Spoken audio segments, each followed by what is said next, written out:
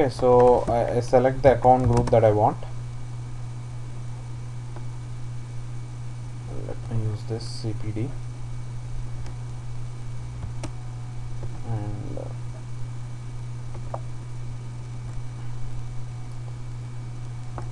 okay, see, if you see for a one-time customer, all these fields are grayed out.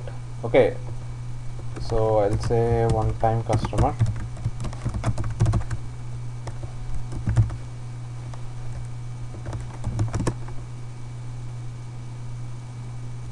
So I'll enter only the mandatory details for now.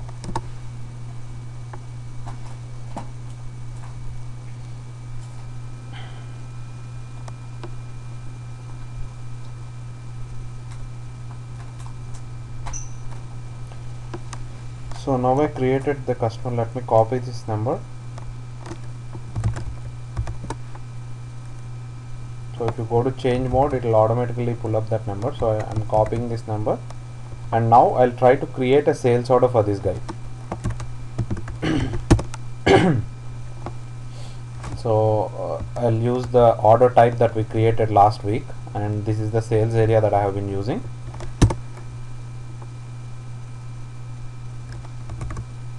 Okay, so if it's a different customer,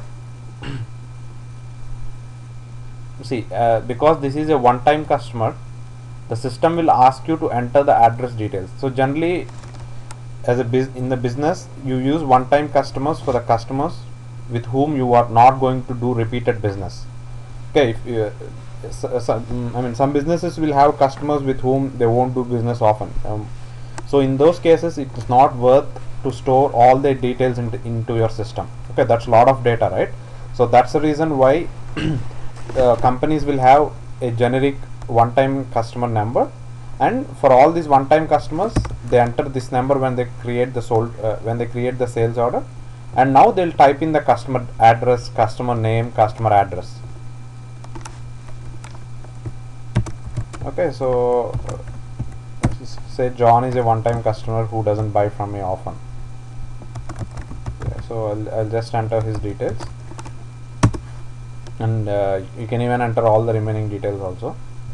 So similarly, again, say I want to create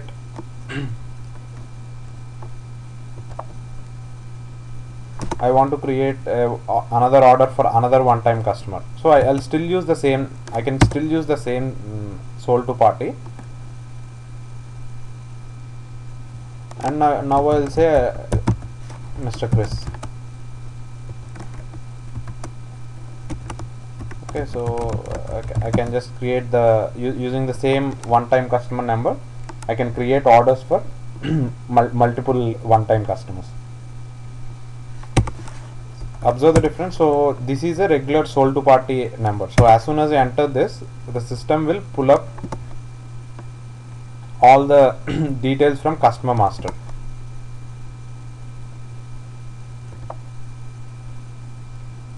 See, as soon as I enter a regular sold to party, so it will pull up all the details from customer master. Whereas for a one-time customer, SAP asks you to enter the sold to party details. Okay, his name, address, phone number, contact details, everything.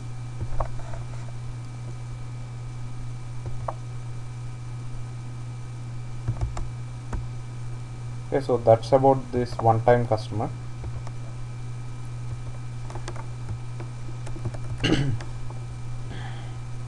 What can the customer master vary by? A customer master can vary by sales area, which is your sales or distribution channel division. Okay, and it can also vary by company code, both C and E. So if you go to the menu, SAP Easy Access menu path, logistics, sales and distribution, master data, business partner, okay, customer. You see different views now. One is the sales view. So this is your sales view, where the customer varies by your sales area. So similarly, you can also go to XD01, where the customer master varies by sales area and also the company code.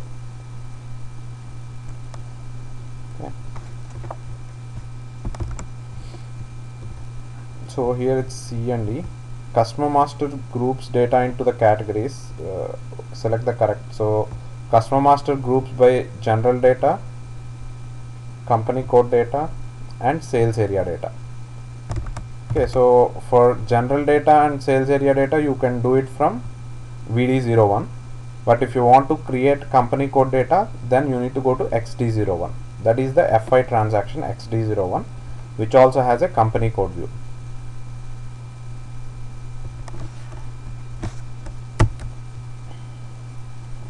Okay, which of the following is a part of sales area data in the customer master? So I know some of these questions you have to be really familiar with the screens. So if you go to, you try to create a customer, or you can even go to an existing one.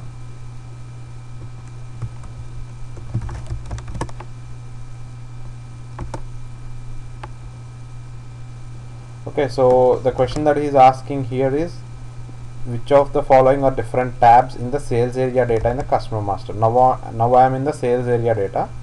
So sales, shipping, billing, partner function. These are the different tabs that you see here. Okay, so shipping, billing, and partners. Okay, so marketing is actually a tab in the general data. Okay, so the next 2-3 are a little bit tricky. So if you have 3 sales organizations, 2 divisions, and 2 distribution channels, and you want to use each of the division and distribution channel, how many customer records do you need to create for this customer? Okay, so a company has 3, so it has 3 sales orgs, and 2 distribution channels, 2 divisions. Okay, so US01, CA01, and EU01. Say these are 3 different sales orgs, and it has 2 different divisions, say A1, A2, and 2 distribution channels and 2 divisions. So how many customer master records that you need to create is, you need only one customer record. Okay, irrespective of the number of sales orgs that you have, you will have only one customer record, but your sales view will vary. The number of sales views that you have, okay, the customer will be the same. So if you will have a single customer, like this, but so because the question here is how many customer records do you need to create, you need to create one customer record.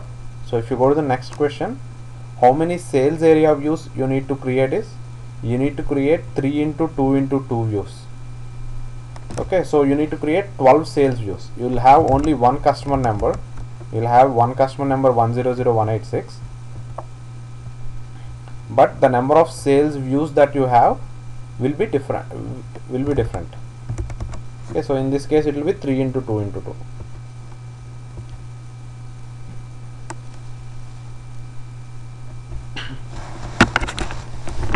Okay, so again similar question, question is the next one. A company sells 2 materials out of 10 plants. How many material master records do you need? Okay, you just need two material master records, because a plant is just a view. Okay, if you go to MMO2,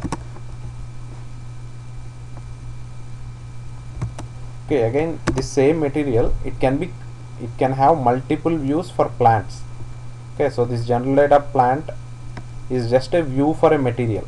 Okay, you will have only one material number, but for each plant you will create a different view. Okay, which of the following are different types of master data? Customer master, customer, vendor, and material. These are the different types of master data.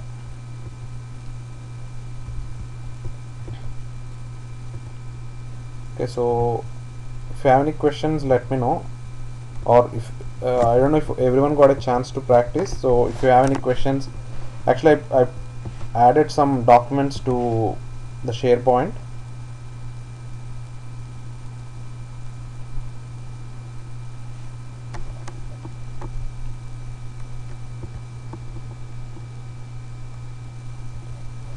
I added some documents to the SharePoint, generally the common errors that you will be getting when you practice. So if you have any questions, send me an email, or the other thing that you can do is, say you had an issue and you are able to figure out on your own, which is very good. Just you can just put your resolution, what is the issue that you faced and the resolution that you did. Okay, you can put it in the you can just format it like this, and if you can put it in the folder, then it will be helpful for everyone. Okay, so that everyone will not waste their time.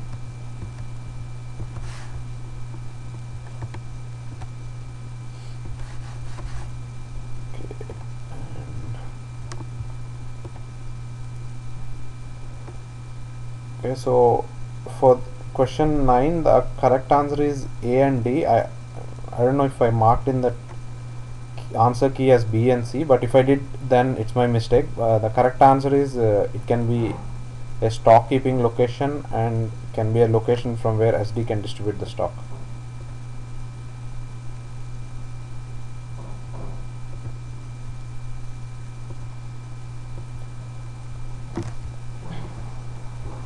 Okay, so the plan for today is, I'd like to complete the order cycle and also do some special types of orders like consignments, rush orders, okay, cash sales, contracts. All these are different order types, like how we did the sales order, inquiry. All these are different types of order types in SAP. And we'll also do copy control, and I'll do log of incomplete items. Okay, I'd like to get this done today, and tomorrow we'll start pricing. And maybe all of you saw the message when you're logging into the system that they are refreshing the system. So hopefully I talked to that guy, and he told it should be done by our class time tomorrow. If it doesn't, I'll give you a notice, okay, because if the system doesn't work, then there's no point in meeting. I'll let you know. I'll send you an email at 9 AM Eastern tomorrow about the class. Okay, yeah, this IDES, they will be refreshing frequently. Actually, by SAP rules, it has to be refreshed every month. Okay, so and because a lot of students who practice use this, they just delete some standard stuff, and the system doesn't work if it's not refreshed for long. Okay, you actually waste a lot of time trying to figure out things which you don't need to do that in the first place. Okay, for example, last week I spent about like an hour and a half, because some guy deleted standard distribution channel 10. Okay, so if that distribution channel is deleted, nothing works. So I had to spend like good amount of time again retrofitting all those. And all the configuration that you did till now, if it's refreshed, all of those will be wiped out. You have to create everything new again. So the positive thing is, so you can practice twice, so it will give you a chance to again create all those. Okay, so let me start with copy control, because last week when I tried, it's not working. So let me try it again now.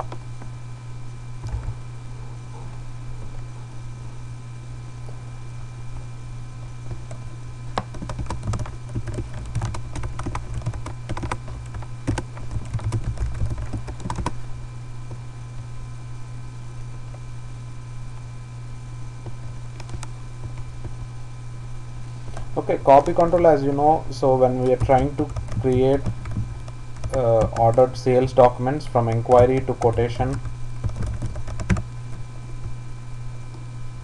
to sales order, SAP is automatically copying the data from one sales document to another sales document. Okay, so when something is copying automatically, there should be some control that's happening behind the scene. The control that's happening is your copy control. So in this copy control, you have different levers to copy the data. What is the data that you want to copy? What is the data that you don't want to copy? Okay. Oh, sorry. Yeah, I think accidentally it got paused my screen. So yeah, now everyone should be able to see my screen.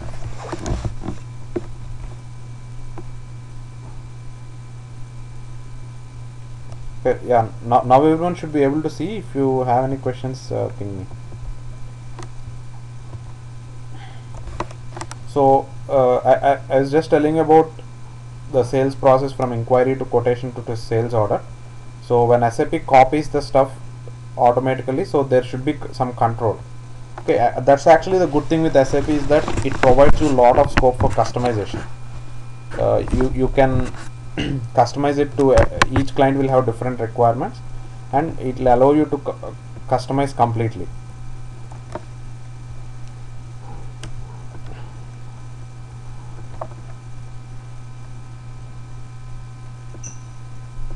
Okay, the place where you go for copy control is the sales and distribution, sales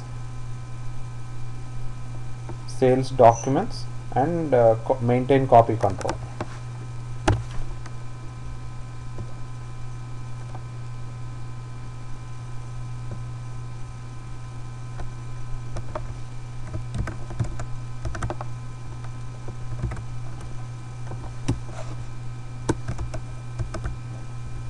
Okay, you go to maintain copy control, and you can do copy control from sales document to sales document.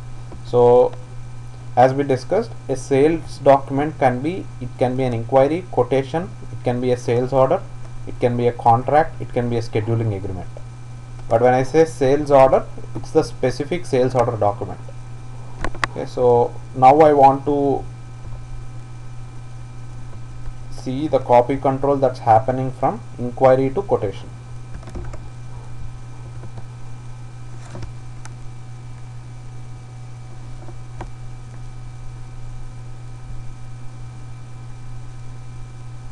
Okay, this is a very big table, so it generally takes some time to pull up.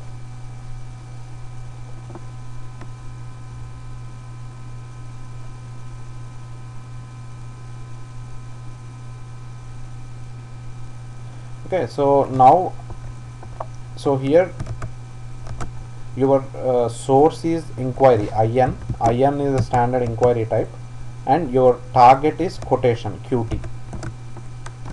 Okay, so see here, you see there are a lot of entries, 4322.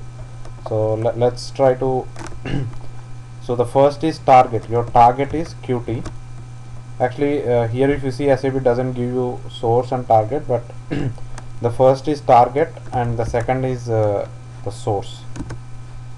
See, so the target is quotation and source is inquiry. So if you just double click on it, so this is the control that's these are the different controls that are copying, that are enabling the system to copy from inquiry to quotation. Okay, so now here you just see some numbers, right? So all these numbers are nothing but, for each of this number some ABAP code is assigned. So if you just click here, if you click there and see 50051, so just go click on this. Just if you want to see the code, okay, you just click on it, and this is the source text. Okay, it will show you the actual ABAP code.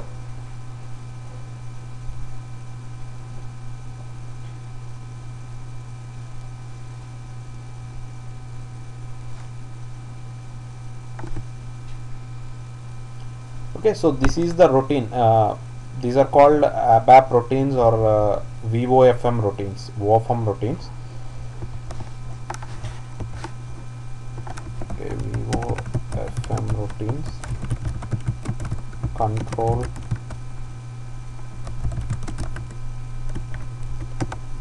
the copying of data from source to target documents.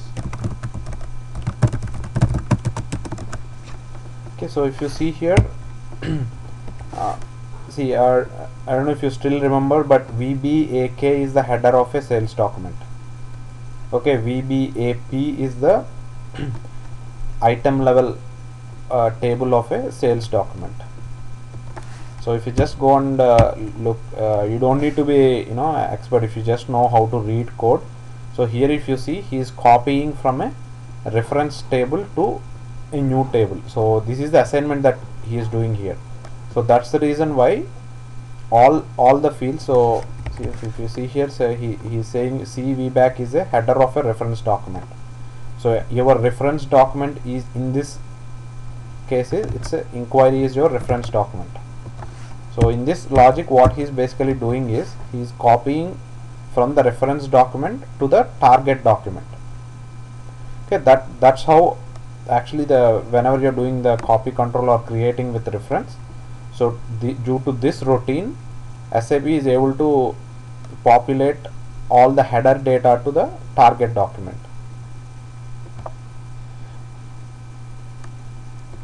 Okay, so the reason why I am explaining is, for example, you go to a client place and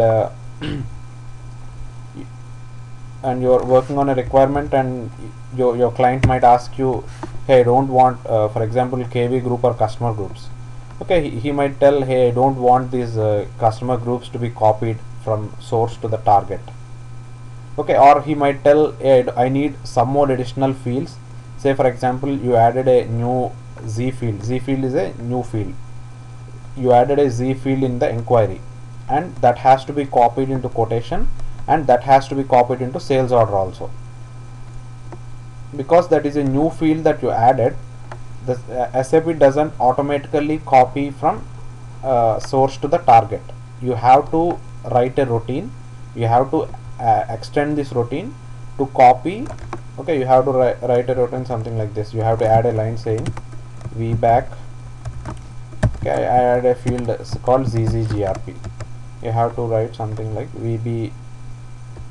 Okay, ZZ group is equal to CVBAC. You don't need to write this code, but I am just trying to explain you. So you have to do this assignment in this routine, so that SAP will copy even the new field that you added from source to the target. Okay, that is something that an ABAPer will do, but it's good to know what are these routines and what are they used for. So you have to give this requirement to the ABAPer, and ABAPer, he will only create a new routine.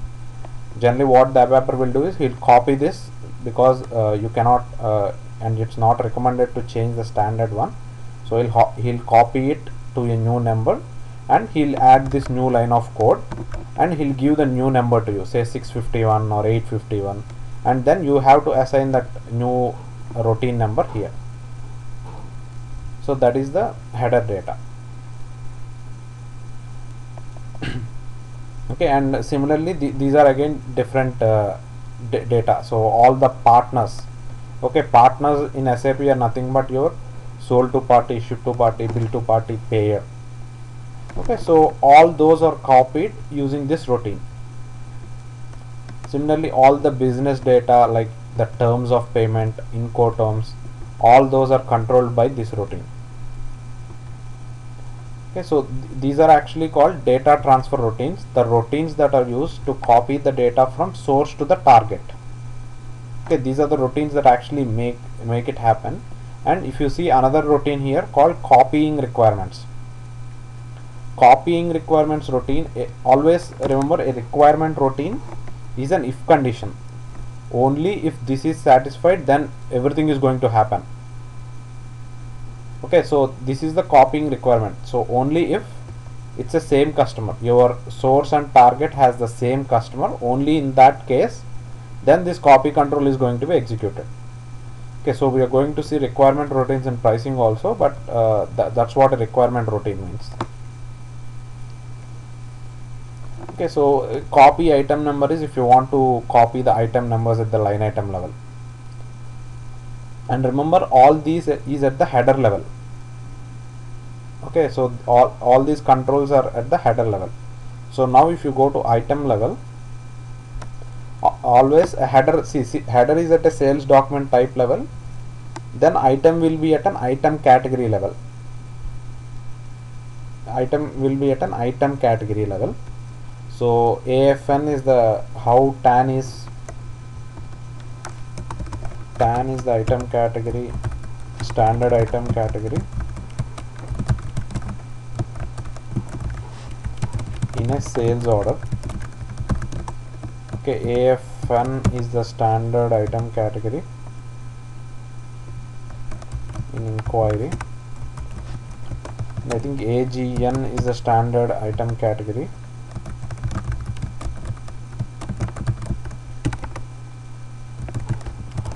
in a quotation.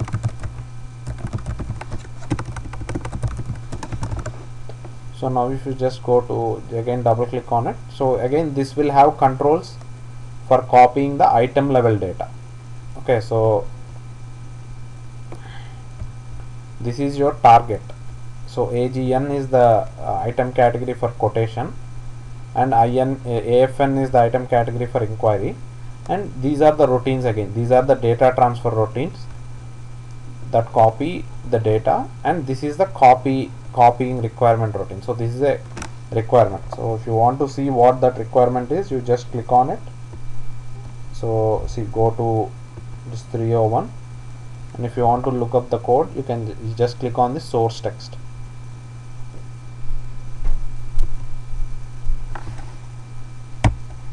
Okay, so here what he is telling is do not copy say completed or rejected items. So what he is telling is if an item is rejected, then do not copy it. So that's the requirement that you have. Okay, copy schedule lines, and there are some more options, but the important stuff here is the routines that you have here. So you need to understand how the system is able to copy from the source to the target. So as I told, in the sales order you have 3 levels, right? You have a header level, you have an item level, and you have a sub item level, which is your schedule line category. Schedule line category. So we saw at the header level how the controls are, we saw at the item level how the controls are, and now if you go to the schedule lines level, so here it's giving you, you just double click on it. So again this is the data transfer routine, and this is the copying requirement routine. So here the requirement tells that only if the quantity is greater than 0, then copy the schedule lines, because if the quantity is 0, then there's no point in copying, right? So that's an example of a requirement.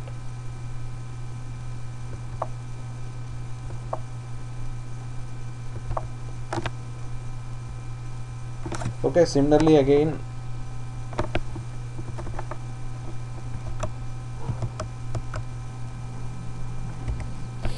you will have another copy control for sales order to quotation to sales order.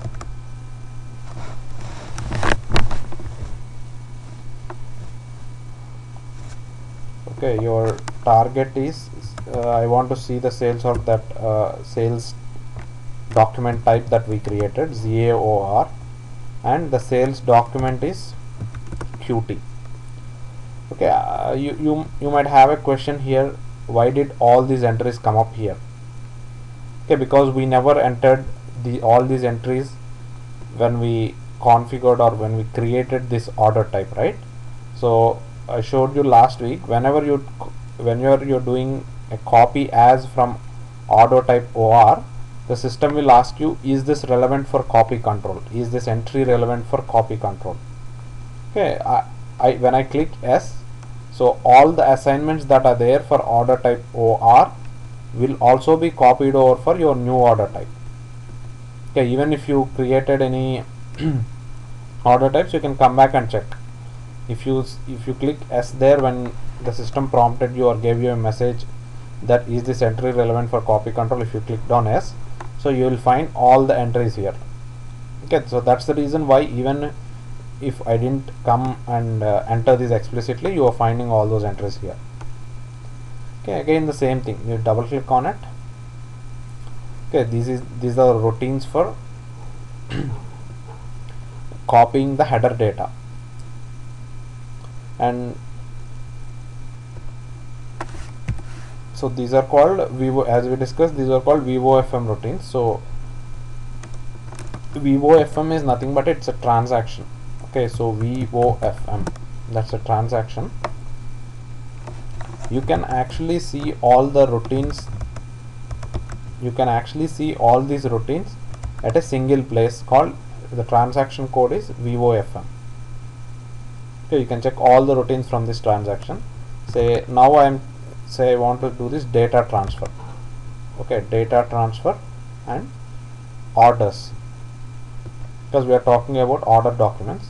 So here you can see all the routines. So 0551 is the header data. Okay, so you see all the routines at the single place. Generally this is where ABAPers, they come here and they'll create a new routine, and then they'll give that number to you, and you have to assign that new number here if you have to make any changes in the copy controls. Okay, similarly copying requirements is the if condition that I am talking about. So all the copying requirements are at the same place.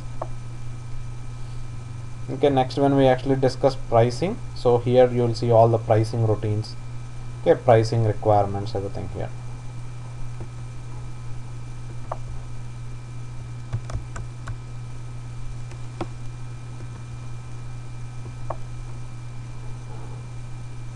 Okay, so this is at the header level, and if you go to the item, for your item category you can check what are the different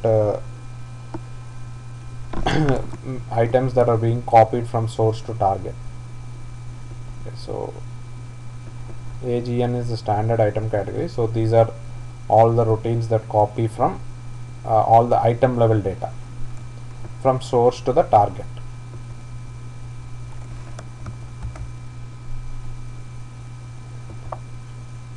Okay, that is copy control. So you will have the same copy control from sales to delivery, because all the data will be, when I created delivery, if you remember, I didn't enter everything manually in the delivery document. The system, it automatically copied all the data from sales order to the delivery. So the exact similar copy control you will have in the delivery also, and you will have again in the billing also, from delivery to the billing document. Okay, the concept is exactly similar across all the things. So that is copy control.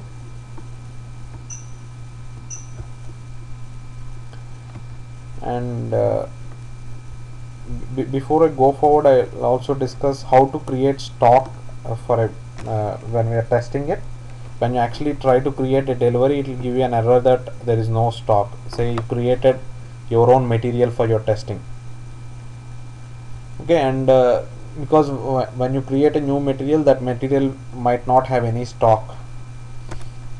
So for that there is an couple of transactions that you have to use to create a stock. So I'll show that to you. And I also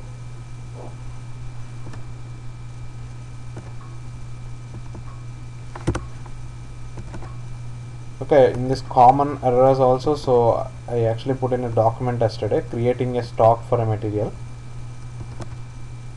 Okay, so this has all the steps listed. So the transaction, the first thing is the transaction for checking the stock. To check the stock overview of the material, you need to go to MMBE. MMBE is the transaction to check the availability of a material.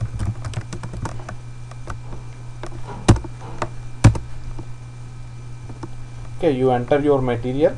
What is the plant that I am using is this ZAP1, and the storage location, in which even if you don't enter the storage location also, it will give the stock for all the storage locations.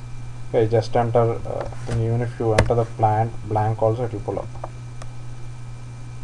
Okay, for this material 1508 which I created last week, I want to see what is the available stock. Okay, so if you see the total unrestricted use is the stock that you can use it for any purpose. Okay, that's 84. That is the stock, and all of that stock is located in the storage location 1. Okay, say I want to create 100 more units or 100 more eaches, as we call in SAP, of this material. Okay, let's see how we do that. You need to go to MB1C.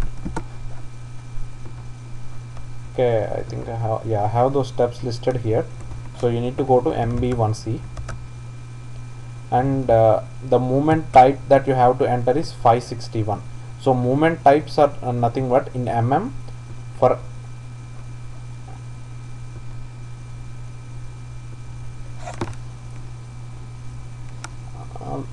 Venkat, you don't need to create material for each sales order, but you can create one material and you can use it.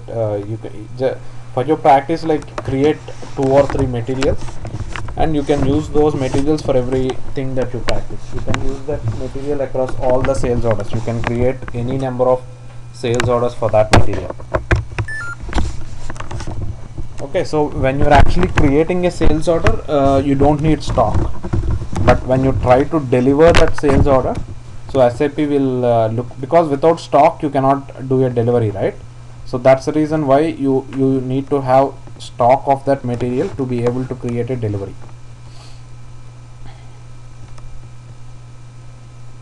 Okay, so the movement type in is these are concepts, so I'll just explain on a high level what a movement type is.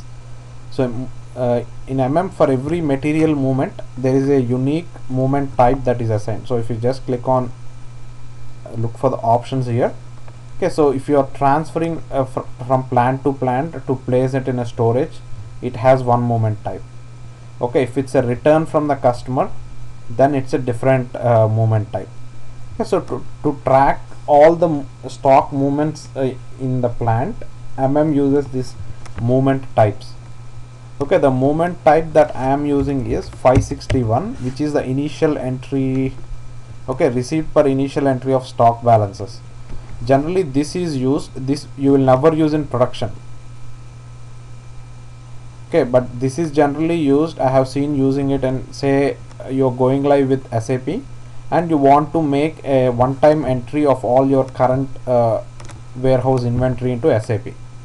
Okay, that's when you use this this movement type to do a one-time entry, because without stock you don't want to just come into the system and enter the stock, right? Only when you have real stock, then you need to enter the stock in the system. So here what we are technically doing is we are technically bypassing all the system checks and we are just entering some stock. Okay, because we are doing it in an IDES, that's fine. And even in your test system, when you go to the client place in your test systems dev and queue, you can do it, that's fine. Okay, in production anyway you will not have access to these transactions. So that is about the movement type, and the plant will be the plant that you created, and the storage location is the storage location that you created in the enterprise structure. So enter this and hit enter. Okay, enter your material number. This is the material that I am using, and I want to do a quantity of 200.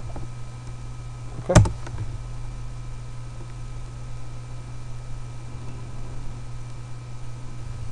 do it and save it.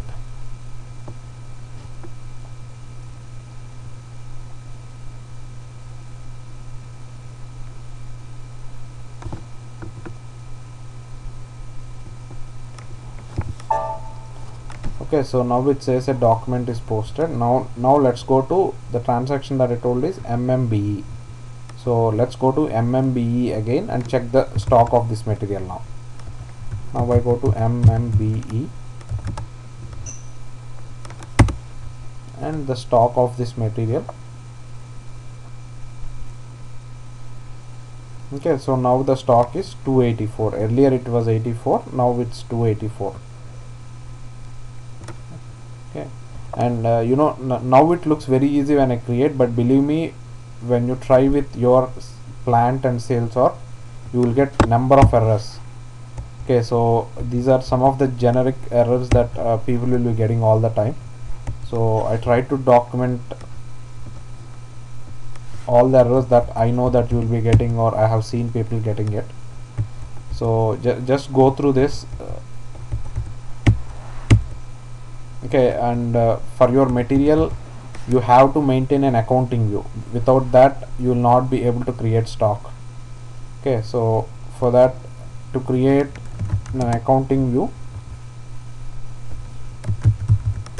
even you have a material and you want to extend an account view, you are not creating a new material but you want to extend the material for a new view, you have to come to MMO1 and enter your material. Okay, so see, now if you want to extend it, still you come to MMO1 and create. Okay, say I want to select accounting tabs.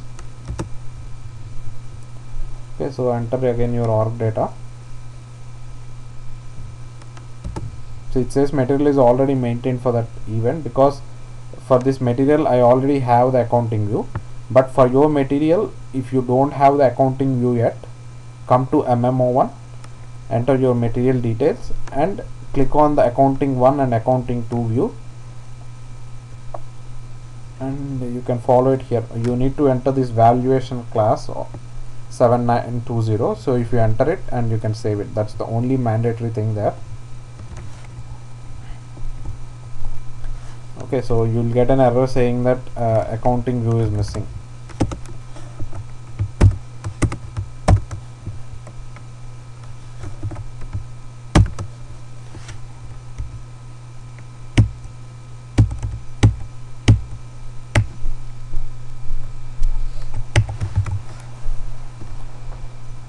Okay, so that's how you create a stock for the material.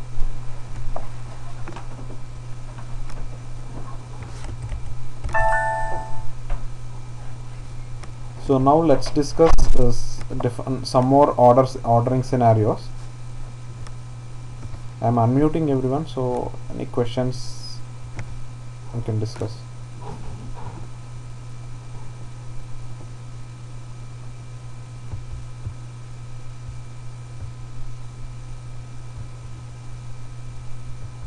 Okay.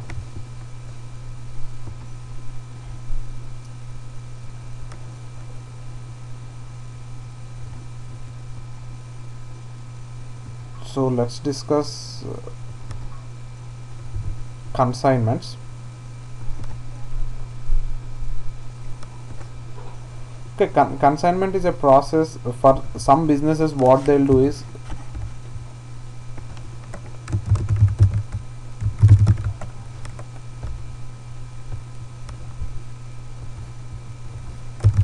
another variation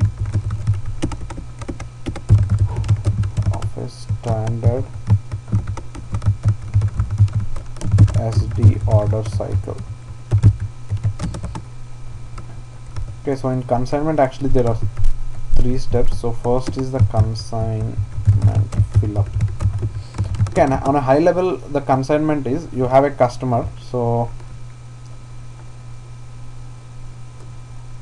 say Nokia is a customer and AT&T. Okay, so in some cases what they'll do is, first Nokia will send a stock, say, of 1000 eaches of phones to AT&T. Okay, they'll just send it. They'll create an order document and a delivery, and you are not the customer is not billed at this point. You just send an initial, you do a fill up. This is called the consignment fill up, and next AT&T will send it to its end customers and say AT&T sold 600 eaches of phones to the customers. Okay, so then AT&T will only be billed for the 600 eaches. For 600 eaches, AT&T receives an invoice and the remaining 400 eaches are sent back to the vendor. Okay, the customer is not billed for this. Okay, the main difference is that in a consignment process, first you send the stock to your customer. Okay, at this point, generally as soon as you say in your regular sales order cycle, okay, delivery invoice, in a regular sales order cycle, as soon as you do a delivery, as soon as the delivery is completed, the ownership of goods is transferred from you to your customer. Okay, as soon as the delivery is done, the ownership of goods is transferred. But in a consignment process, even though after you do this initial delivery which is called as consignment fill up, the ownership of the goods is still with you. Okay, in all the accounting, the stock of 1000 eaches is still with you, even though all these 1000 eaches is sitting on the customer's warehouse. Okay, then say the customer tells that he sold 600 eaches, and he reports to you telling that, hey, I sold 600 of these. I mean, generally you don't use this for phones, but just for understanding I took a generic example. Okay, so he'll tell, I told 600 eaches of this product. Then you create a consignment issue, a delivery, and an invoice. So that's when actually the ownership of goods is transferred. Okay, then he'll send this 400 eaches back. Okay, so that is the main difference between a regular sales scenario and a consignment scenario. Okay, so the main purpose of this is to allow the vendor's stock or material to sit in at the customer's site. Okay, and allows the stock that is reserved for the customer. So basically the scenario that we are dealing with is, it will allow the vendor's stock or material to sit at the customer's site, okay, without being billed for it initially. Only when he is able to make the actual sale, that's when you are going to bill him, and all the remaining stock which he is not able to sell, he'll just send it back to you.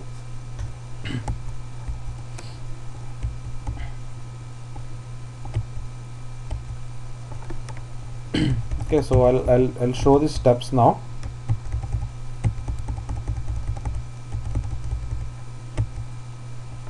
Okay, so these are the main steps. The first step is a consignment. The first step is a consignment fill up, which is the first step that you send the total quantity to the customer. Okay, so the customer fill up does not completely represent a real physical sale of goods, and the way how you create the order is the same, but it's not a physical sale because the ownership of the goods is still with you. Okay, then you do a consignment issue. So consignment issue is the actual sale where you bill your customer for the quantity that he sold. Okay, so at regular intervals the customer reports how many articles they have sold or how many are in the current stock. Okay, so then you create a sales order document again, and then you give him an invoice for the goods that he actually sold. Okay, the last step is the consignment pickup, where the consignment pickup is all the remaining that are unsold you need to get back to your warehouse, right? So that is the consignment pickup. Okay, now let's see this how this process works in the system. And this is again you do everything from a VOFM screen itself, sales order screen.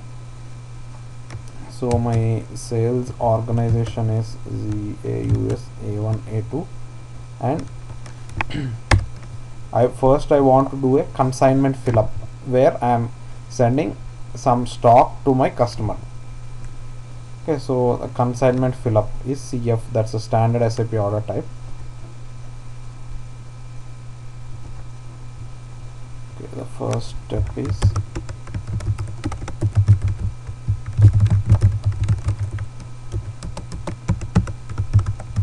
standard order type is CF. Okay, so you enter CF and you enter the customer that you are using. So for this guy I want to send a stock of 100 eaches for now.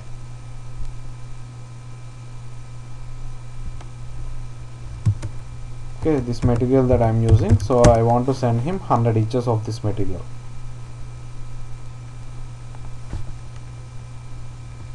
Okay, so whenever you get this, just click on complete delivery. Okay, so now you do this. If you observe, the net value will be $0 because at this point it's not relevant for pricing or billing. Okay, you're just sending the stock to your customer. Okay, so just save it.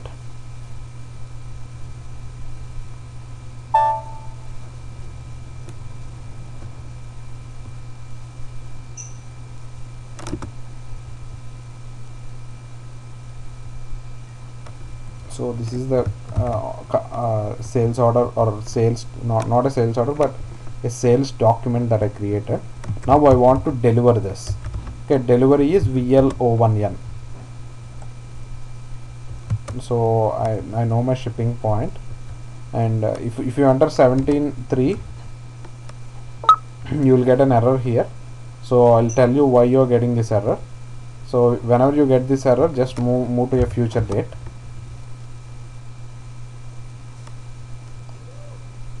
Okay, now I am creating a delivery.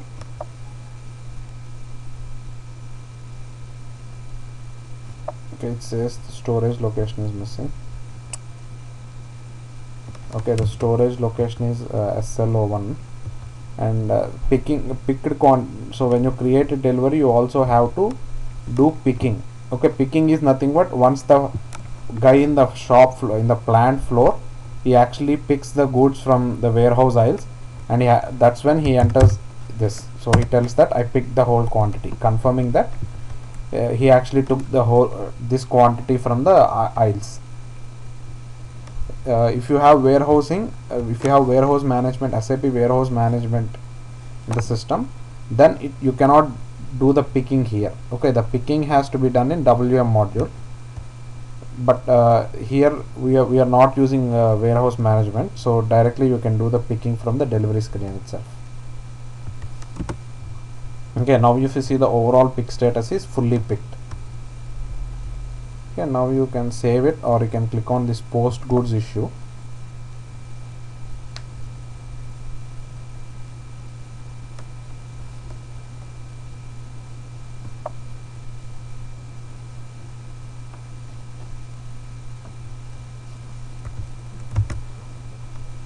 Okay, it says stock not available. Let me see.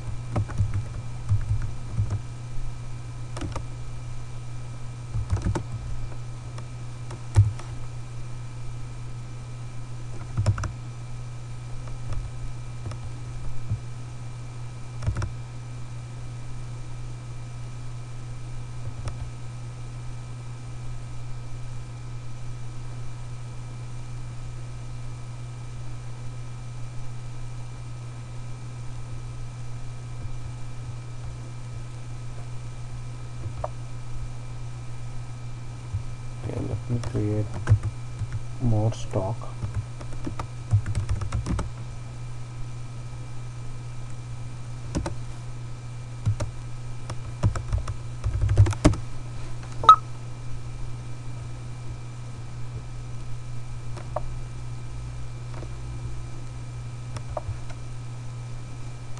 Okay, it's saying no stock is available because maybe I have a lot of open sales orders for which stock is already blocked.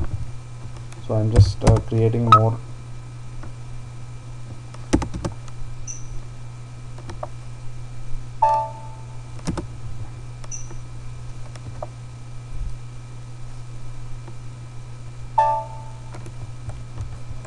Okay, now let's see.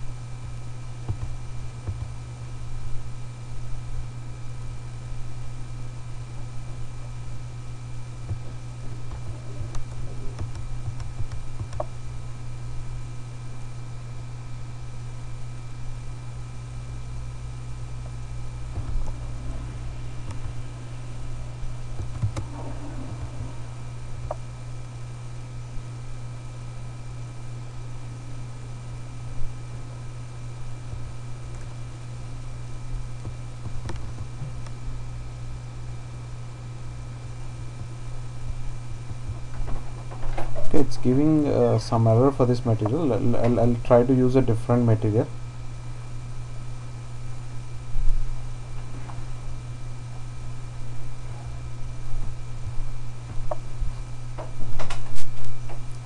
Okay, I'll figure out this issue in the break, and let me use a different material for now.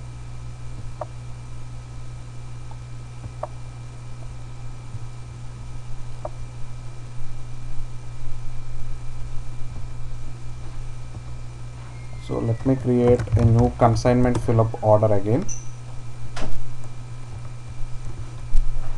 and say I'm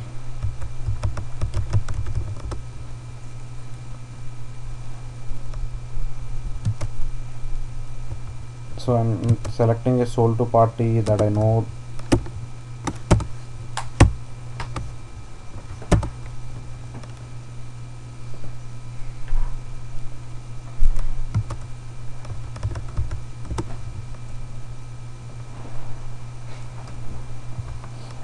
Okay, so I'm entering a consignment fill up order for a different material.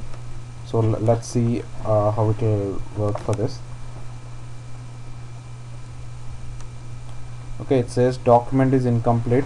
So actually the log of incomplete items that I talked about, so the log of incomplete items determines what are all the mandatory fields, what are the minimum number of fields that you will need to create or save a sales order.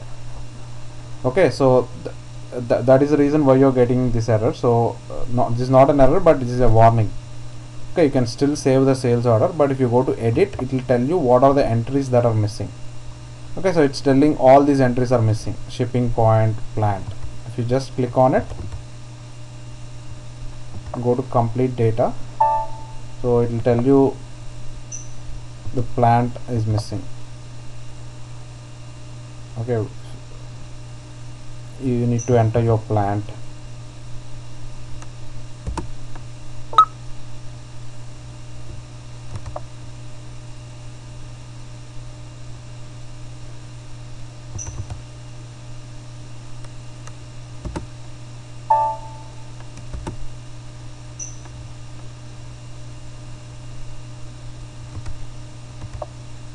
Okay, because I'm trying to use some standard SAP data, so we have to see which will work.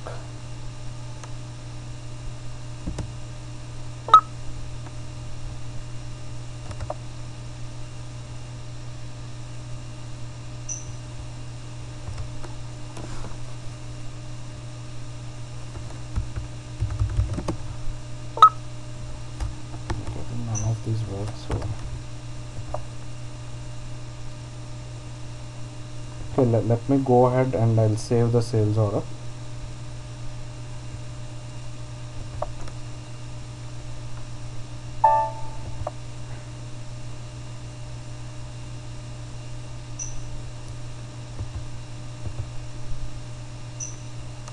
And couple of other things also that I want to highlight in this.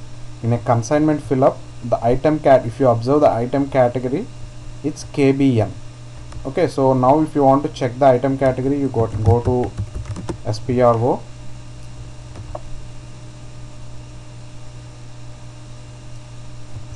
sales and distribution. Okay, sales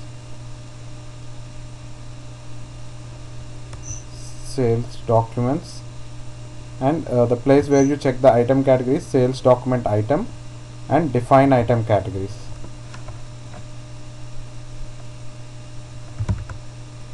Okay, so now your item category here is KBN.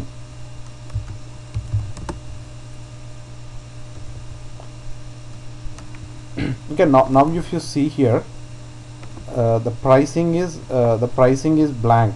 It means that there is no pricing for this material. So that's why when you create a sales order, you will not see any pricing for it.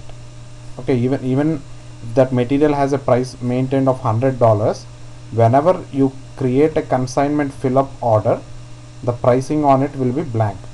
I mean, the pricing on the sales order will be 0, because for that item category you maintain that it's not relevant for pricing. Okay, Yeah, we'll take a break in 5 minutes. I'll explain about this consignment fill up, and then we'll take a break.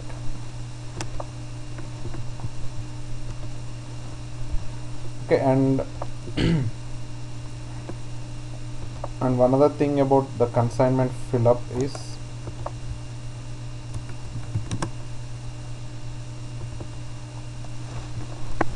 okay, billing relevance. If the billing relevance is also blank, because it means that it's not relevant for billing, means that you will not be able to create, when it's not relevant for billing, you will not be able to create an invoice for this. Okay, as we discussed, the first in the consignment fill up, you just do a initial delivery. You are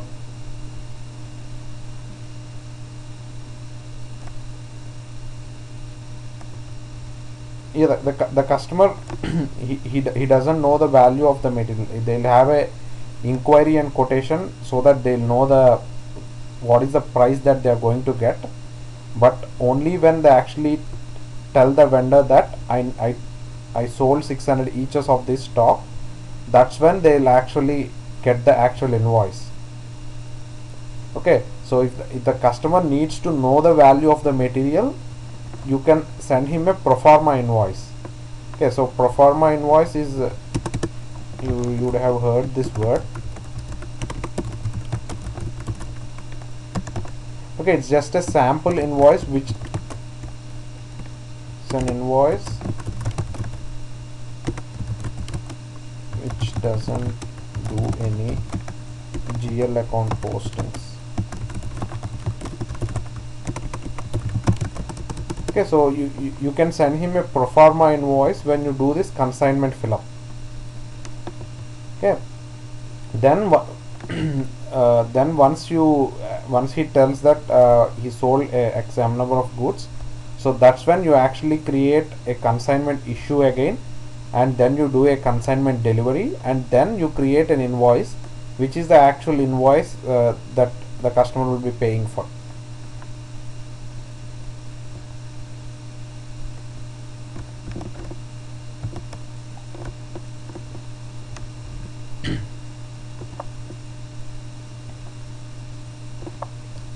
Okay, and so now if you go and check the order details, if you go to your order type, define sales document types to check the order configuration.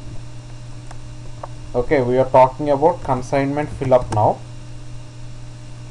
Okay, you go to consignment fill up and see now if you see here, the billing, delivery, everything is blank. So that's how the system knows that for a consignment fill up, it shouldn't do any invoicing. So due to this configuration, because the delivery related billing type and order related billing type are blank, the system knows that this is not relevant for at the header level. That sales order that you create, sorry, sales document that you create with type CF is not relevant for invoicing, because you didn't assign any billing types here. Okay, it's relevant for delivery because you assigned a delivery type here.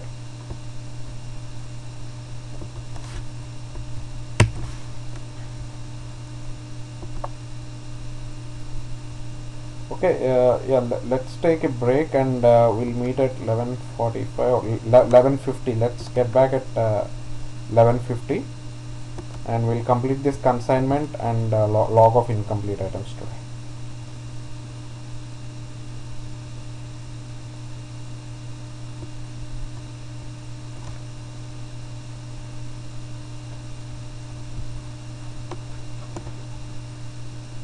Table and field names.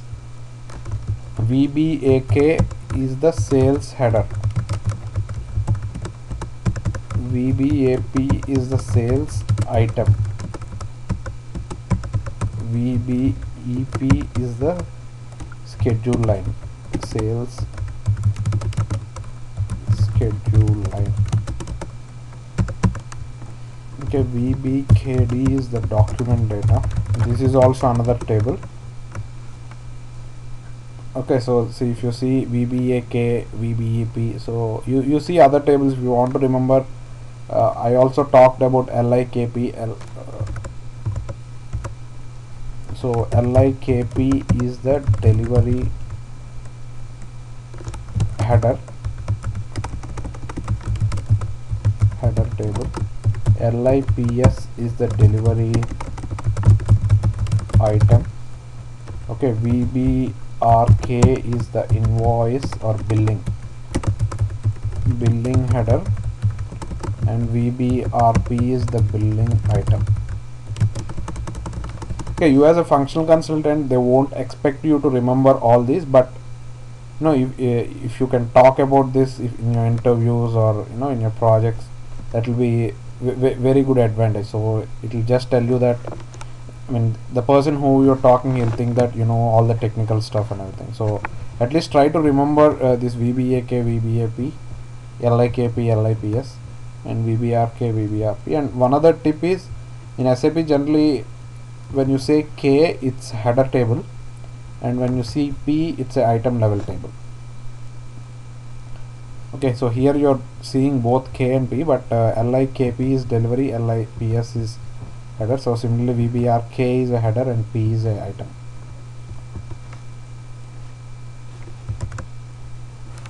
Okay, on the sales header, I want to make something as mandatory. Okay, I select VBAK and I select the field name. What is the field that you want to make in that table as mandatory? Okay, so now you need to know all the say I want to make one of these fields as mandatory, and if you see here, you are just seeing the field names, you don't see the description. Okay, so if I want to now look up the description, we discussed you need to go to SE11 for the table data dictionary. Okay, SE11 is the data dictionary. So I go to VBAK and I just click on display here.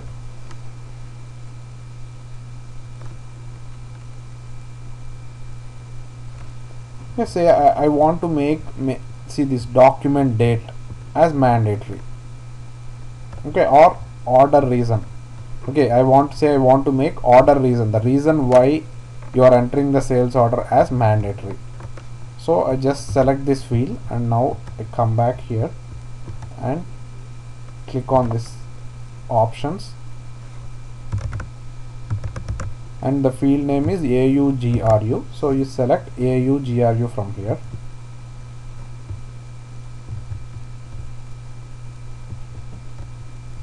Okay, you select AUGRU.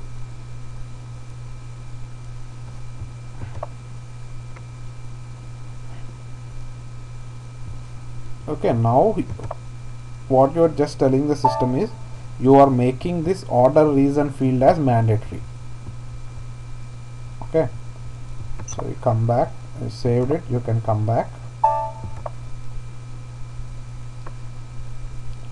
Oh, well and good. So now you created an error group, but unless you assign this error group or this incompleteness procedure to your sales document type, the system doesn't know that it should use this Z9, right? You have to assign this Z9 somewhere.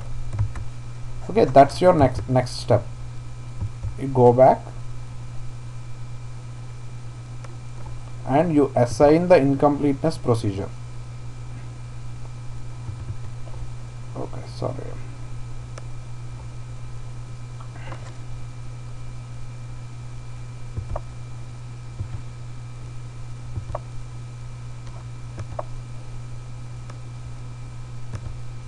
Okay, see now I am doing an incompleteness procedure at a header level. So if I am doing at a header level, obviously that has to be assigned for a sales document type. Okay, if I am doing at an item level, that has to be assigned to the item category. If I am doing at a schedule line level, that has to be assigned to your schedule line category. So now the first example, I am doing it at a header level, so I assign it to my sales document type. Okay, so just click on it.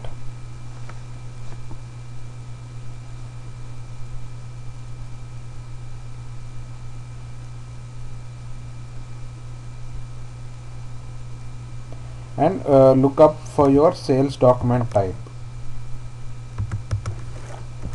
Okay, my sales document type is ZAOR, and see the procedure currently it's 11. This is the 11 is the standard one that SAP gives for sales order. You see this already assigned because I copied it from order type OR. Okay, that's the reason why whatever assignment is there for OR, the system it will automatically do that assignment for ZAOR also. So now I'll select the one that I created. Okay, Z9, and I'll save it.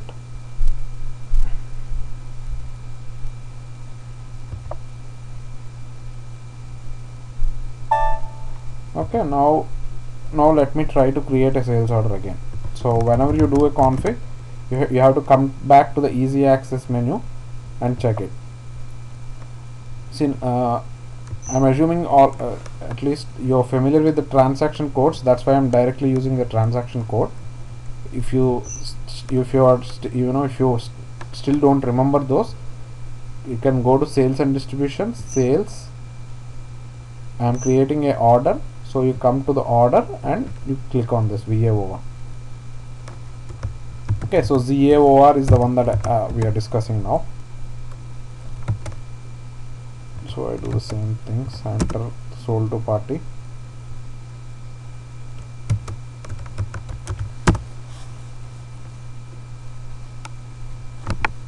Okay, so just don't ignore this, click on continue, and now let me try to save it. See, it says the document is incomplete. Now let me go to the edit mode, and it will give you, see, now it's telling you that the order reason is missing. Earlier whenever I tried to create a sales document, it never asked me for this. Okay, the reason is because just now I added it in an incompletion procedure, and I assigned that incompleteness procedure to my sales document type. Okay, so maybe the client will tell he feels that this error not able to getting the error message is not good, and he just asks you that, hey, can you just configure it just to give a warning instead of an error message. Okay, so then you go to your incompleteness procedure,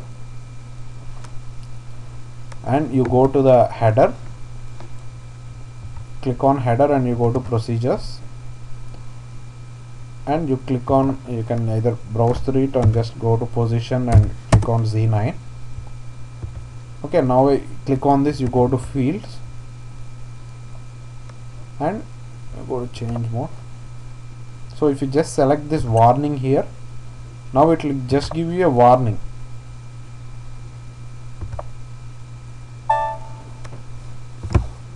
Okay, now let's try to create a sales order again.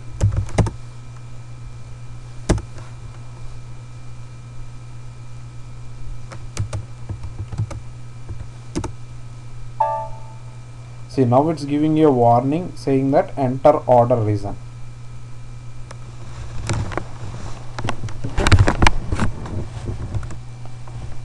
So this is how you do it at a header level. So similarly, you can configure the incompleteness procedure at an item level, and you assign this incompleteness procedure to your item category. Okay, so you click on B and go to procedures, and see like all these are some incompleteness procedure that SAP gives. So if you just click on it and go to fields, it will give you what are all the fields that are mandatory. Okay, see, gross weight, net weight. So if you remember earlier, we were getting an error saying that the gross weight and net weight is missing. Okay, because the reason why you are getting that is because gross weight and net weight are marked as mandatory. Okay, see, now it says the order quantity is it's set as a warning. So whenever you try to create a sales order with 0 quantity,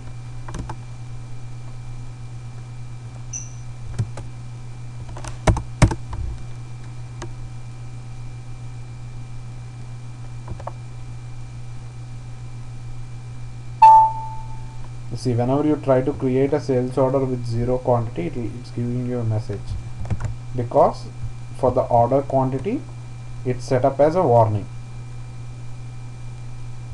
Okay, so similarly, say your client, they added some more custom fields or Z fields. Okay, and they want you to make those fields as mandatory. So then you have to come here, click on new entries, and enter the table name and field name of it, and then you go back. Generally, again, don't change the standard 20 that SAP gives. Just copy it, create a new one, and create a new one, and then you assign that, because you are doing it an item level, you assign that to the item category. Okay, say I am doing a regular sales order scenario or a straight sale, then you come here and you assign it to your item category. Okay, so you go to TAM, and you currently it's assigned to 20. You can create a new one and you can assign it. Okay, the same thing even for deliveries also. You create the group here and then you come and assign it here.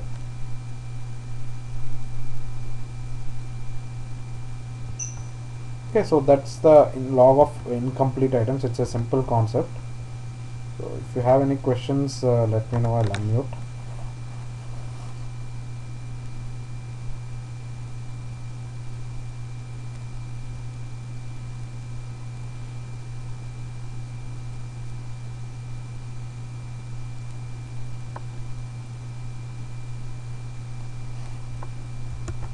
Okay.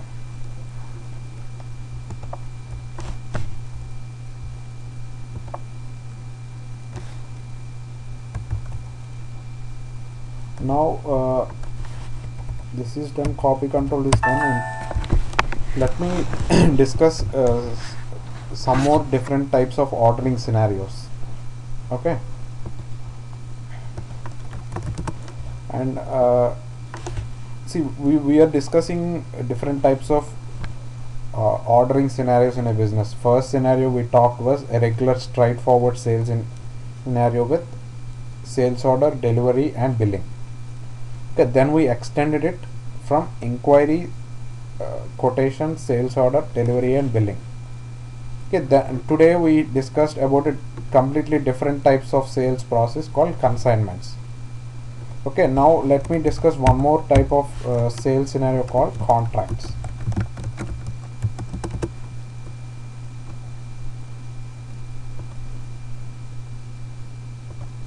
See, contracts is something that we are very familiar with. To get better pricing deals, what customers do is they set up contracts upfront with the vendors. Okay, so again AT&T sets up a contract for 100,000 each of iPhones with Apple. Okay, so that, and obviously, because the reason why you are setting up a contract is you can have a fixed price. Okay, so they will say that for a price of 500 or something, Apple will say Apple will execute a contract with its vendor. Okay, so SAP gives you that flexibility to create contracts. Again, contracts is a type of sales document, and the way how you create a contract is, it's VOFM is the transaction code. Again, logistics, sales and distribution, sales, contract. Okay, you go to VOFM and see, observe every sales document that you create in SD, you have to enter the organizational data. Okay, the contract type is Q. You can select any contract type or you can create your own. QC is for a quantity contract. Say you are having a quantity commitment upfront with the vendor. Okay, so I'm executing a quantity contract. So again, even before contract is a legal document, so even before the real contract executes, the customer might have a similar inquiry and quotation process. Okay, so the customer might send an inquiry and then the vendor will reply with a quotation. So after that, then they might execute the real contract.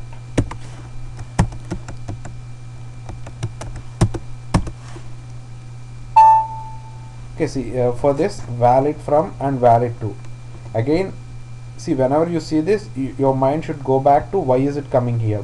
This is coming here because maybe the log of incomplete items, in the log of incomplete items they might have entered these as warning messages. Okay, if you want we can go back and check. If you go to SPRO,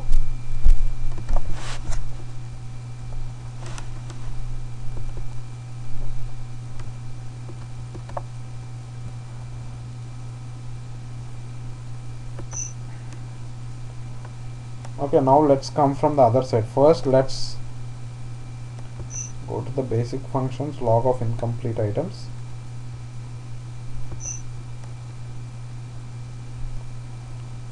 Okay, first I am going to assign incompleteness procedure.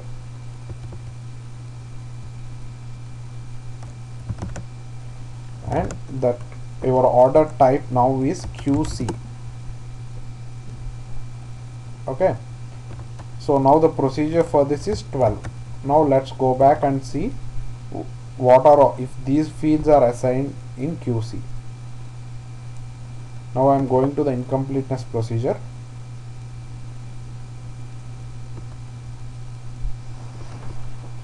The procedures, and I am going into 12. And now if you see, the valid from and valid to dates are marked as warning. So that's why the system is giving you this warning message. Okay, that's how you have to go refer to the configuration, and when you're practicing you have to try to understand why some things are happening certain way.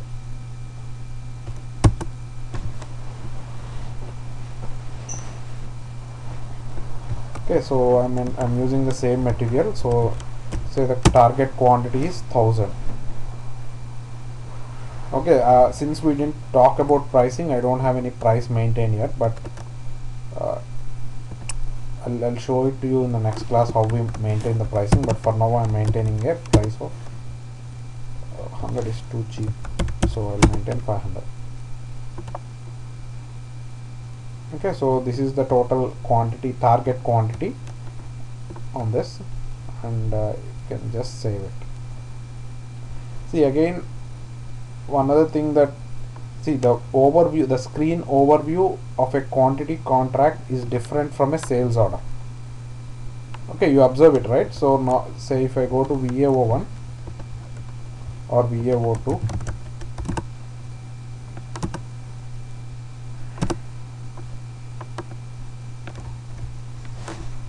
see, the screen layout is different. The reason why the screen layout is different, to get an answer to that, you have to go to your order type configuration.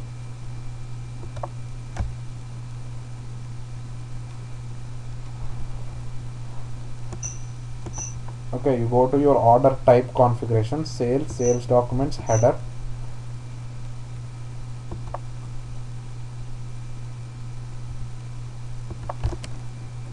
Okay, ZAOR.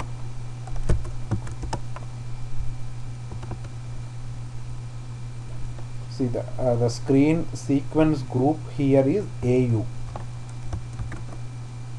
Okay, now let's the screen sequence group, it's the screen that's the actual screen group that is responsible for this presentation of the screen. So all the screens are assigned to it.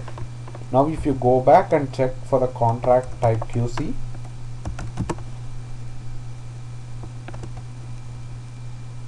see, it has a different screen sequence group. That's the reason why you are seeing a different screen layout.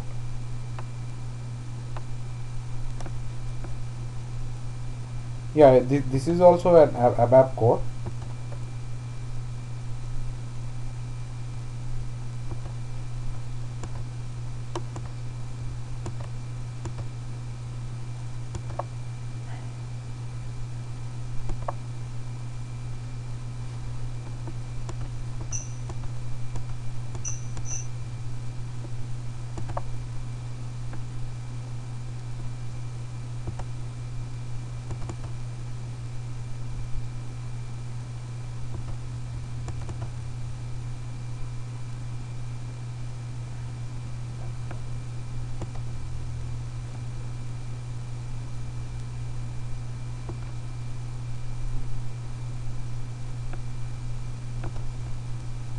So are you asking about this sequencing?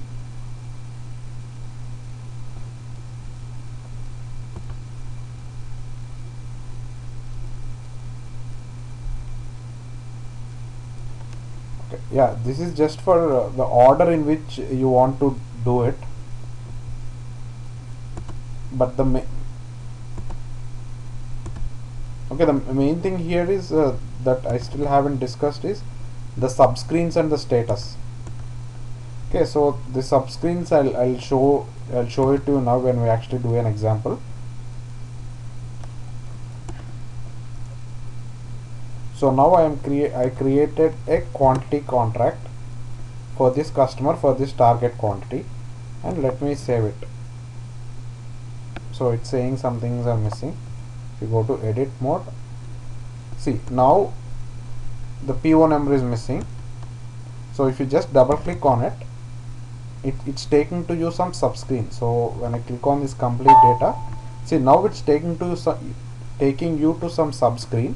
So this is the subscreen that you are entering here. Okay, for example, I think we are doing 12 now, outline agreement. Okay, here PO number is mandatory, and this is the subscreen to which you are assigning here. So this KBES is this screen. Okay, so if you go to see KBES, it's the sales header PO data. So basically the screen that you enter here, you're telling the system that once he checks the incompletion log, what is the subscreen that the system has to propose for the user to enter that particular data. Okay, so I'll just enter test 1 2 3 or something. Now if you click here, it will show you if the document is complete or not. So now it's saying that the document is complete, and you can save it.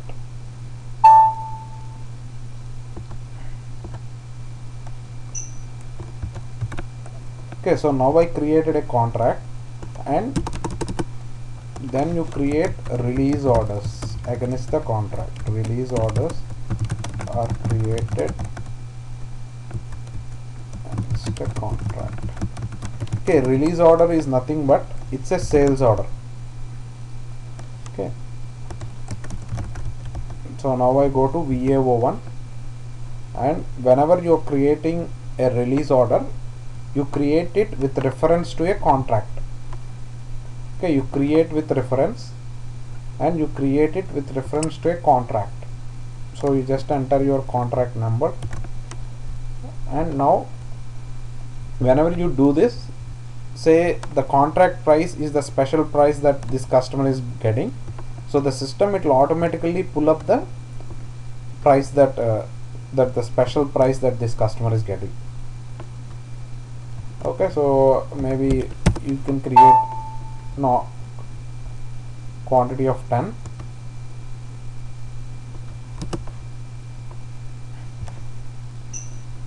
Okay, you save it, and you deliver it, and you bill your customer, and then you can create one more release order. So you can create multiple release orders against the same contract.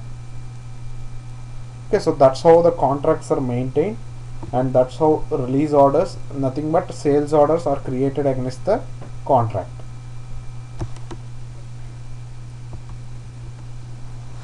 Okay, that's one business process.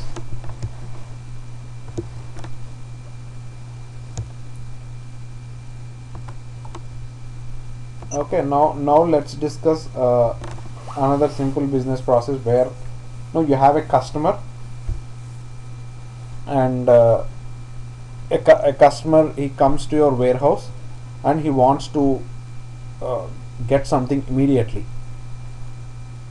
Okay, he doesn't want to wait till the delivery is done and all that process. Okay, he comes to your warehouse with a cash. He comes to warehouse with cash and he wants to pay it immediately, and he wants to get the delivery also immediately. Okay, so that's a business process. So for it, again, SAP gives you a standard order type for cash sale called CS.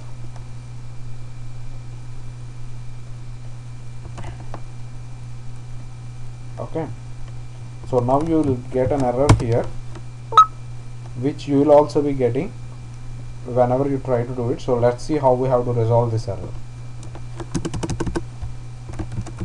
Cash sale.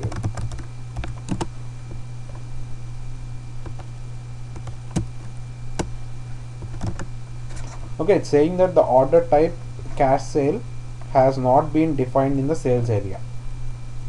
So it means that for this, for your sales area, you have to define what are all the order types that you're going to use. Okay, this is also one common error that you will be getting. Issue is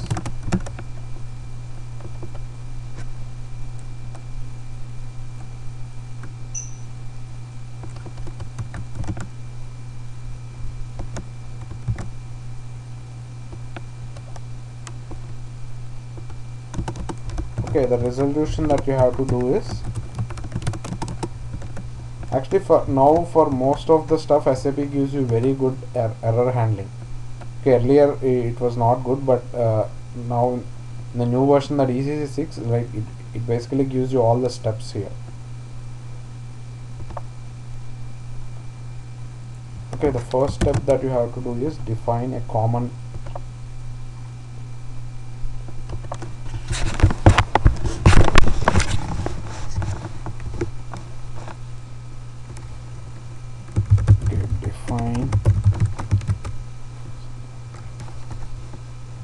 define a common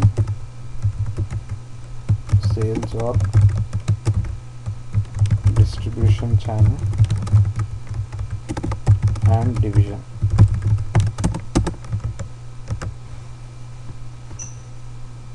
Okay, you need to go to sales documents and sales document header, and you need to go to assign sales area to sales document type.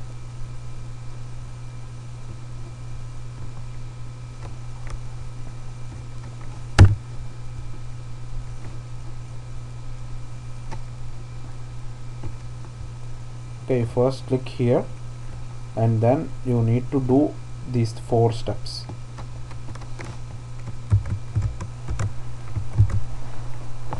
Okay, the first step is you go to combine sales organizations.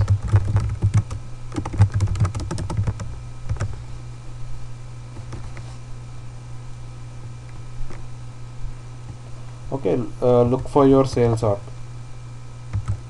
The sales org that I'm using is ZAUS. So the first time that you do, you won't have anything here. You will have something like this. You will have a blank. Okay, or you might have 3000.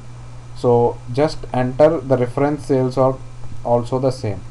Okay, the concept here is, say you have 3 sales orgs, 1000, 2000 and 3000. For all these 3 sales orgs, you want to maintain or you want to use similar order types. Okay, so in that case, instead of doing multiple assignments in the 4th step, so what SAP does is it gives you this concept of reference sales org. So here you do, you can maintain reference sales org is 1000 for all the 3, and in the 4th step you can again the same thing. Even say distribution channels, you have A1, A2, A3. Okay, and for all these you are going to use similar sales document types. Say again distribution channels also you have 3 of them. So say in this case you have to do multiple assignments in step 4. So instead of it, what SAP gives you is it enables you to define this reference distribution channel, division and sales org. Okay, so in the step 4, in this example I can just do an assignment 1000 A1 AA is for a cash sale.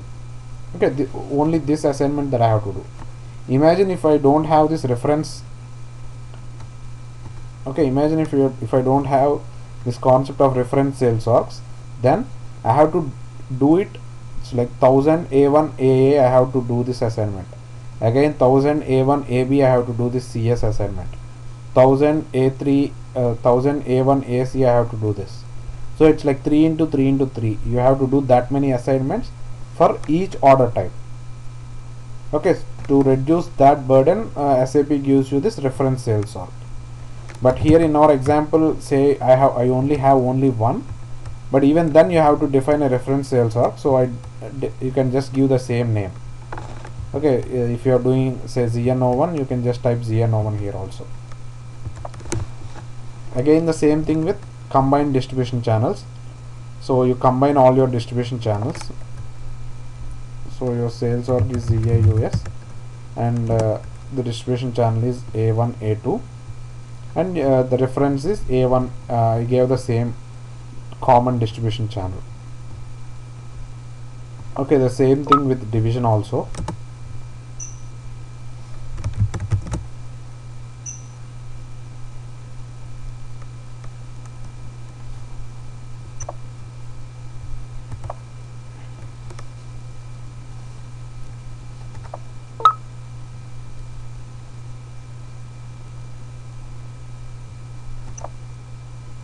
Okay, so then the same thing with common division, and this is the last step where you actually have to do the assignment. Okay, just click on enter. So in this combined sales organization,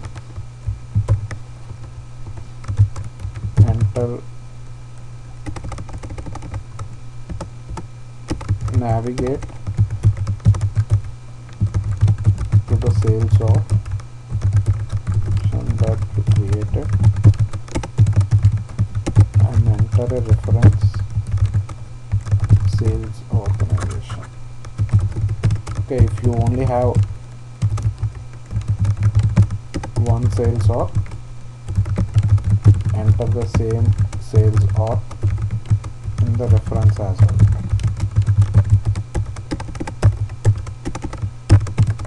Okay, next the same thing is follow the same procedure for combining distribution channels and divisions. And then the last step is you have to assign sales area to the sales document type.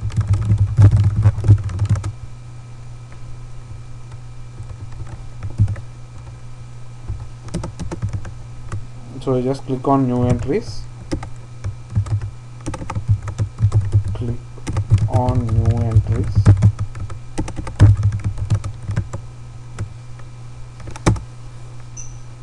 okay. The reference sales org is because I entered with the same name, the reference sales org is ZAUS, my reference division is distribution channel is A1 and my reference division is A2 and the sales document type is cash sale.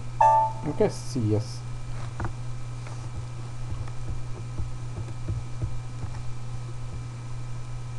What is the difference between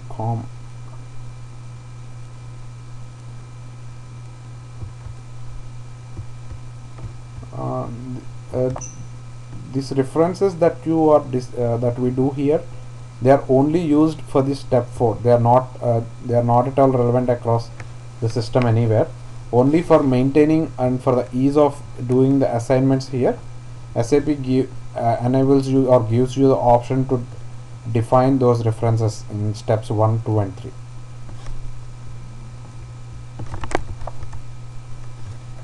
Okay, so ZAUS A1 A2. Okay, so now we did CS cash sale. Now let's go back into VOFM and let's try to create an order.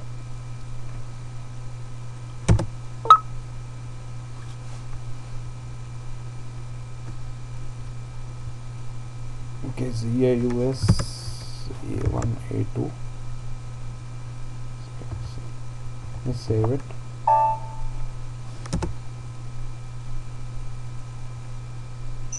Okay, it's not at save.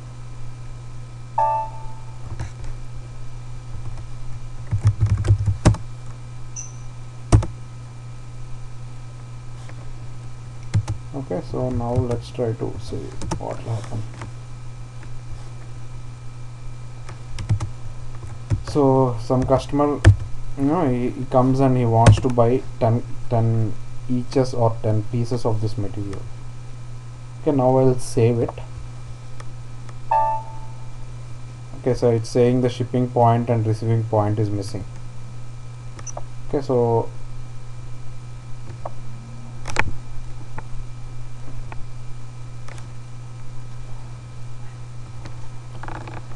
I go to shipping and it's saying that the shipping point is missing.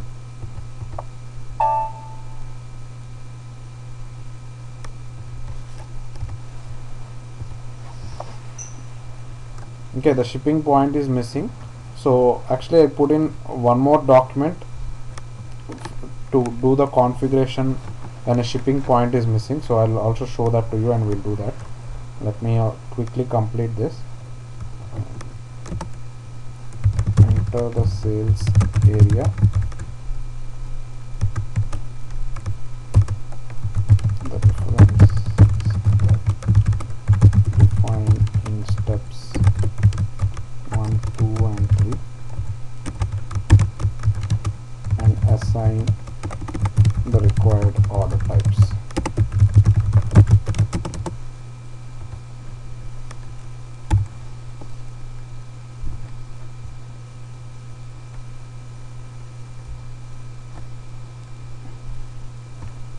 Okay, so for example this is the one that we did.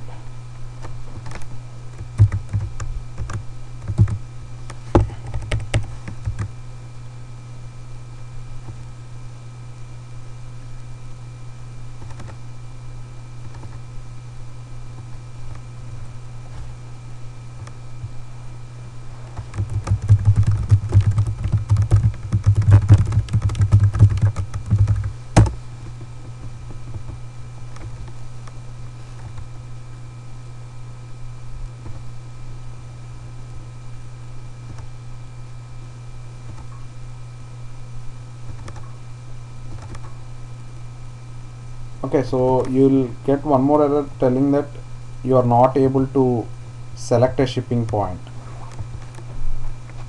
Okay, so when you actually get this error, so there are some steps that you have to do, and you have to define a shipping point. You have to configure the shipping point. Let's complete that also.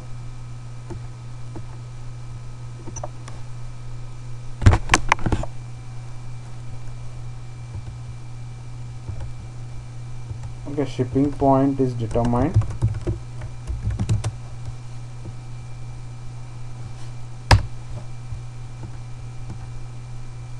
Shipping point is determined by the combination of plant plus shipping condition from customer master and loading group from material master. Okay, so these are this is an interview question that that is very potential and frequent interview question. How is the shipping point determined? Similarly, all the determinations that we are going to talk, they are potential candidates for interviews. So for example, when we discuss pricing, how is the pricing procedure determined? Okay, so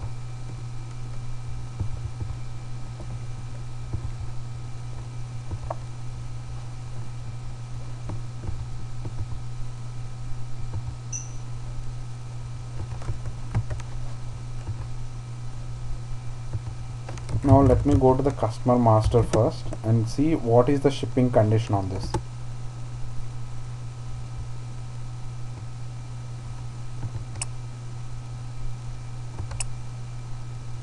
Okay, the shipping condition on this guy is 02.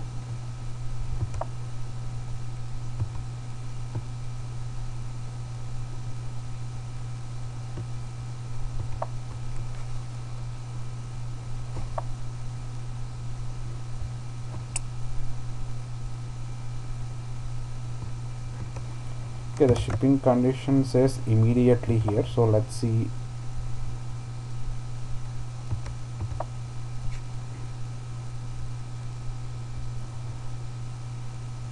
Okay, so it's immediately, because the reason why for this guy it's immediately is because this is a cash sale, right? In the cash sale configuration, okay, now if you go to the cash sale configuration,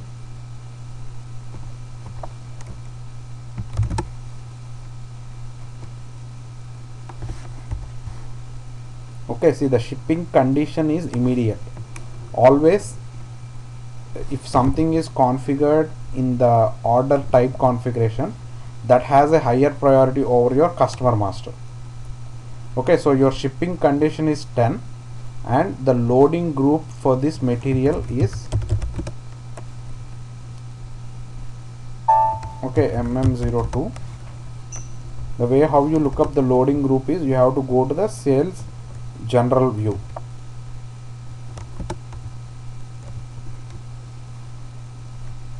Okay, you go to the sales general plant view and the loading group is 002. So for your shipping condition and your loading group and for the plant, for the combination of these three, the shipping point has to be configured. So the place where you configure the shipping point is, so I already have this in this document, so you can just go through this. So the path where you have to do it.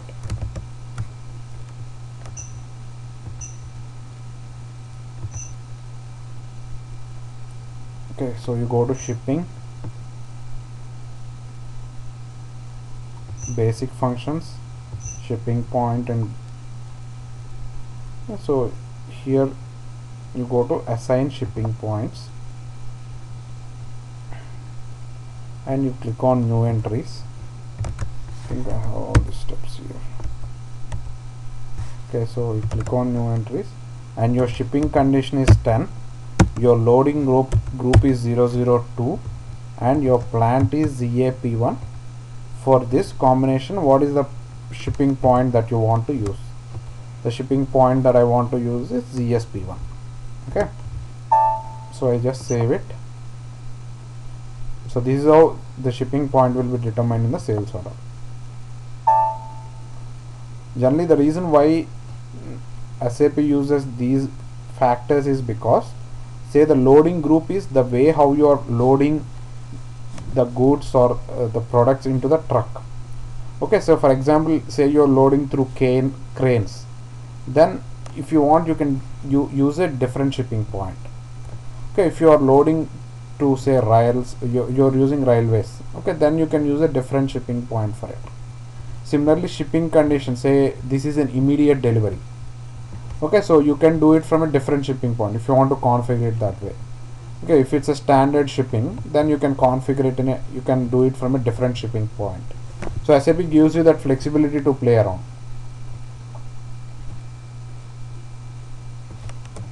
Okay, now I go to VOFM and let me enter the order again.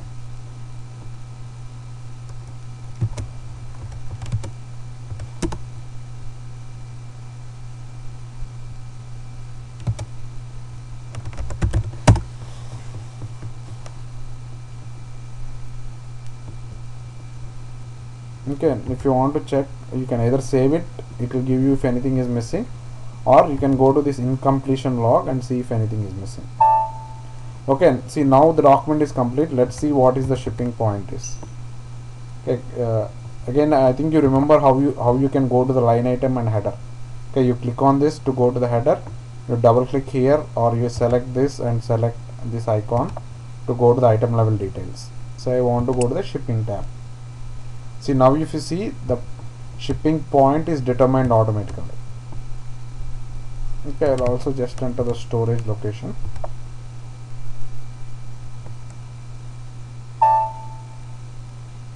See, now it says a cash sale has been saved.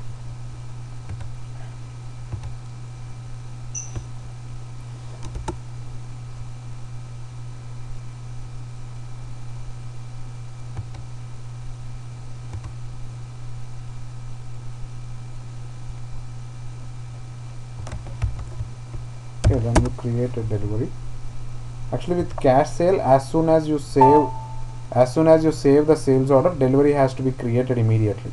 Like system creates a delivery. So, but here in our example, it says no delivery is created.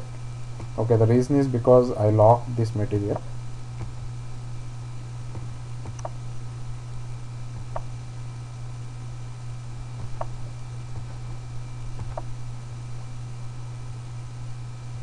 Okay, now let's try to enter a cash sale order again.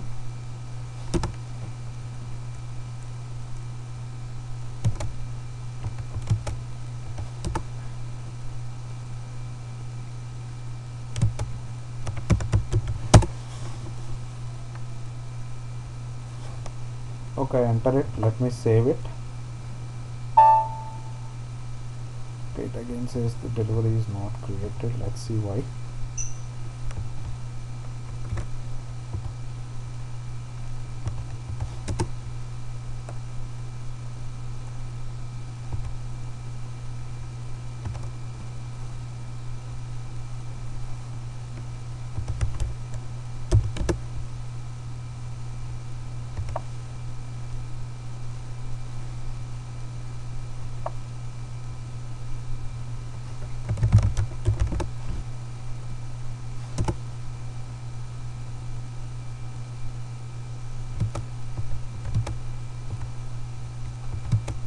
Okay, the only difference with a cash sale is from a regular order is for a cash sale, as soon as you create the sales order and save it, delivery will be created immediately. The delivery document, it will be created as soon as you save the sales order.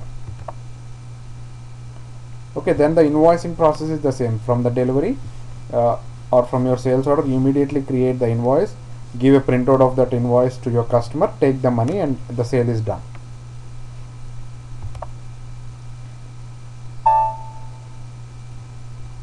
Okay, I think there is some issue with this, but someone might have changed the standard cash sale. So, but the thing with cash sale is as soon as it is saved, a delivery will be created.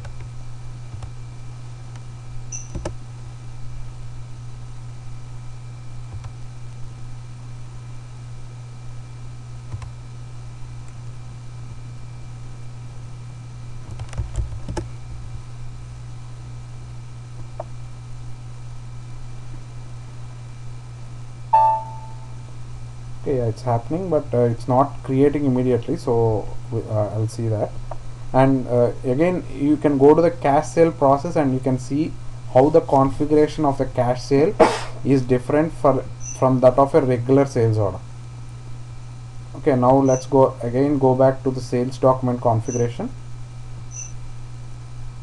and if you go to the sales document types, and the cash sale is CS. Okay, so you just double click on it, and see, now you see the difference is immediate delivery is checked here. Okay, so this says that create delivery immediately if quantity is confirmed for today. Maybe the reason why it's not creating delivery is because there is no quantity that is confirmed for today. Okay, so that's the reason. That's the main difference between a cash sale and a regular order type OR.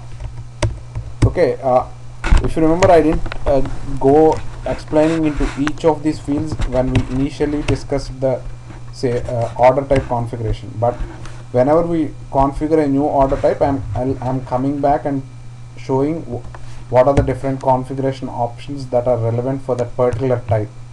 Okay, now you remember that. Say when you come to sales order configuration, so you go to say OR,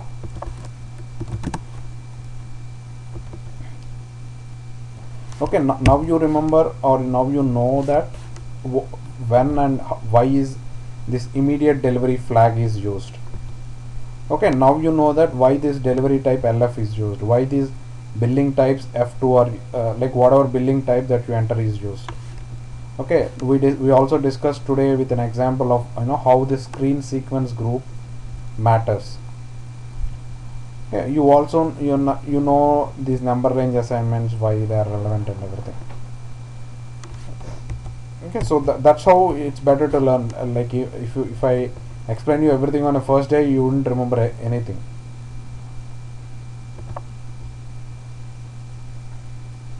Okay, that completes all the different types of sales documents, the configuration behind those. Okay, the next class I'll do pricing, and the next couple of classes I'm going, as we discussed, I'm going to discuss different. Tomorrow we'll do pricing and free goods if possible.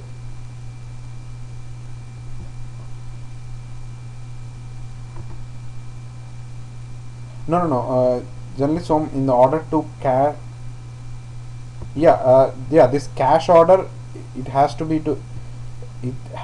cash, because that's the only reason this order type is used. Say for example, your customer will come and tell, hey, I need an order and a delivery immediately, but my invoicing will be the same process. The same process means you send the invoice to your customer and then he pays back. So then that is called as a rush order. Okay, maybe that's something that you can go and look up.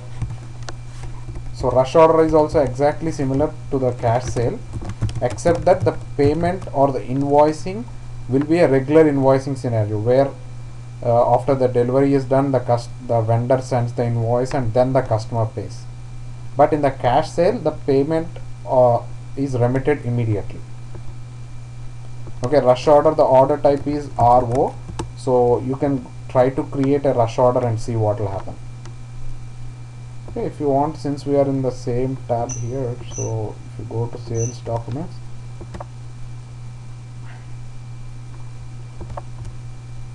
and if you go to RO, rush order,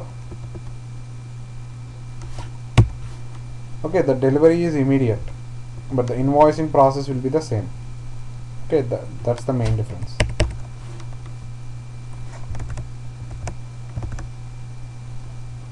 So if you have any questions, I'll hang on. If not, we'll meet tomorrow at 10. And like as I told, I'll talk to this guy who maintains this system, and if the system will not be available by our class time tomorrow, I'll give you at least an hour notice. And if we have class tomorrow, next week we'll have only class for one day, because generally I give a break of 1 week after 3 weeks, so it will give you some time to practice everything. So what I'll do is, maybe next week we'll do on Saturday, and Sunday we'll take a break so that you'll have some time to practice. Okay, so yeah, if you have any questions, I'll hang on. If not, I'll see you tomorrow. Thanks everyone for your time.